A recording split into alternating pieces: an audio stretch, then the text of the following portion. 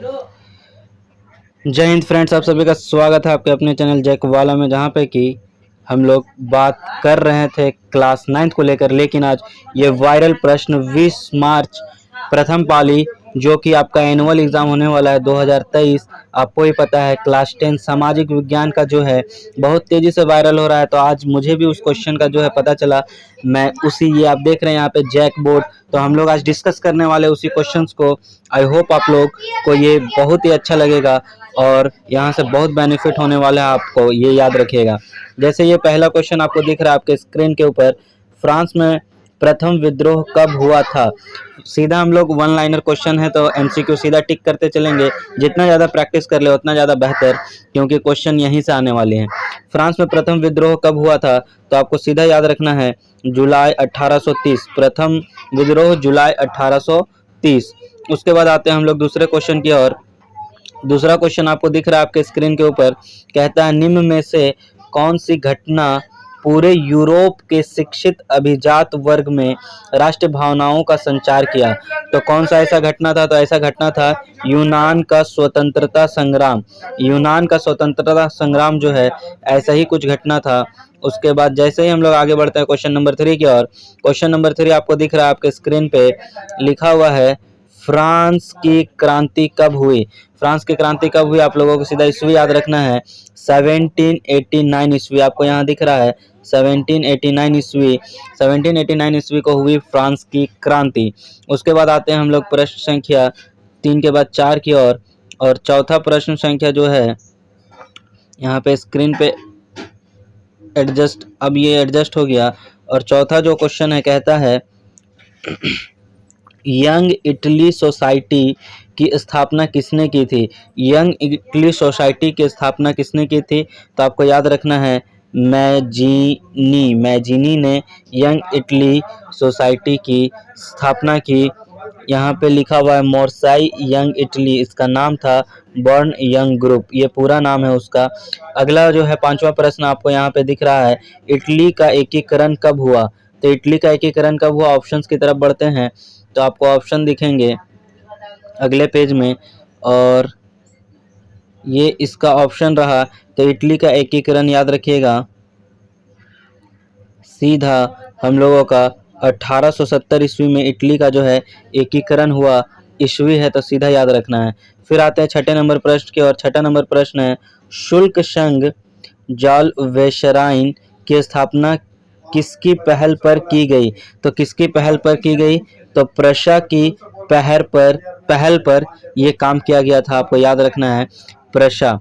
उसके बाद अगला क्वेश्चन है आपको क्वेश्चन नंबर 7, 1789 ईस्वी में फ्रांस की क्रांति के समय किसका शासन था। तो फ्रांस की क्रांति के समय किसका था, लुई 16, याद रखिएगा लुई 16 का शासन था। आगे आपको उत्तर दिखेगा, देखिए लुई 16। उसके बाद आते हैं हम लोग अगले प्रश्न पे, प्रश्न संख्या 8 कहता है द स्पिरिट ऑफ लॉ नामक पुस्तक का लेखक कौन था। द स्पिरिट ऑफ लॉ नामक पुस्तक का लेखक, तो वो लेखक का नाम है मॉन्टेस्क्यू, याद रखना है मॉन्टेस्क्यू। नाम बहुत अटपटा रहता है इसलिए आप लोगों को नाम याद रखना है। अगला प्रश्न है हमारा, यह किसका कथन है जब फ्रांस छींकता है तो बाकी यूरोप को सर्दी जुकाम हो जाता है। ये किसने कहा था, तो ये कहा था मैटरनिक, जो कि का ऑप्शन में दिया हुआ है, ये कहा गया था मैटरनिक के द्वारा।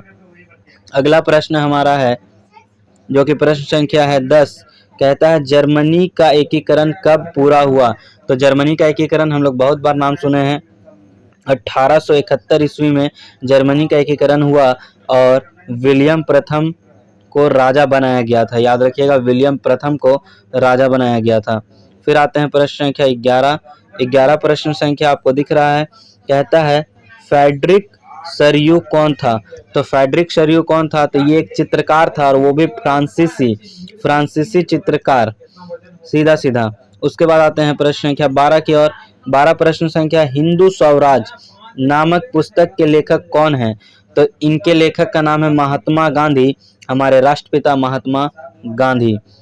उसी तरह प्रश्न संख्या 13 हम लोग रैपिड फायर मोड पे सिर्फ करेंगे, ज़्यादा बेस्ट होगा। प्रश्न संख्या 13, महात्मा गांधी द्वारा वायसराय परचिन को लिखे खत में सबसे महत्वपूर्ण किस वस्तु पर लगाए गए कर को खत्म करने के बारे में था?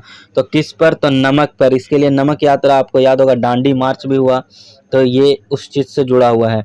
उसके बाद आते हैं हम लोग अगले प्रश्न की ओर, और प्रश्न संख्या अगला है 14, जो कि कहता है ज्वालियावाला ने जलीवाला लिखा हुआ है, हालांकि ये ज्वालियावाला ही होना चाहिए। ज्वालियावाला बाग मैदान में अमृतसर के गांव वाले लोग किस मेले में शिरकत करने के लिए जमा हुए थे? तो किस मेले में? तो आपको याद रखना ये अमृतसर का बैसाखी मेला था, बैसाख वाला मेला, बैसाखी मेला। उसके बाद ये आपको ईयर भी याद रखना है, 13 अप्रैल 1919 को ऐसा हुआ था। आप लोगों को, मुझे जहाँ तक उम्मीद है, ये पता होगा। उसके बाद है प्रथम विश्व युद्ध में रक्षा व्यय में भारी इजाफा होने के कारण खर्चे की भरपाई के लिए निम्न में से क्या किया गया? तो निम्न में से क्या किया गया? तो करों में वृद्धि की गई, करों में जो है वृद्धि की गई थी।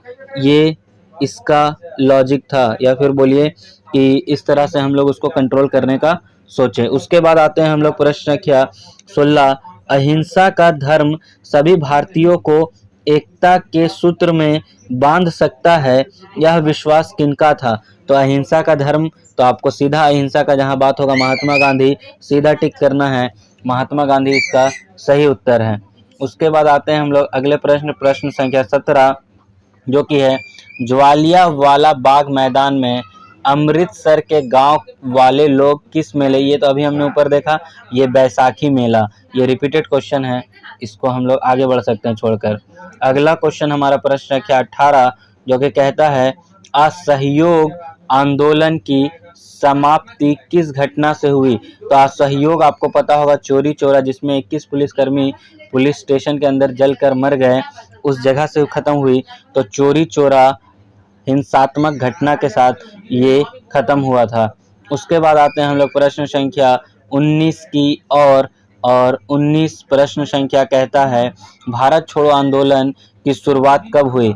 तो कब ऐसा शुरुआत हुआ था? तो 1942 ईस्वी में भारत छोड़ो आंदोलन की शुरुआत की गई।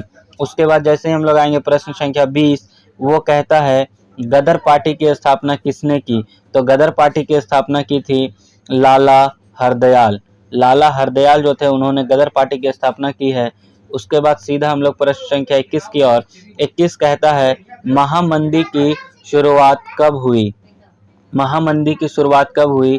तो ये 1929 ईस्वी से, 1929 ईस्वी से महामंदी की शुरुआत हुई।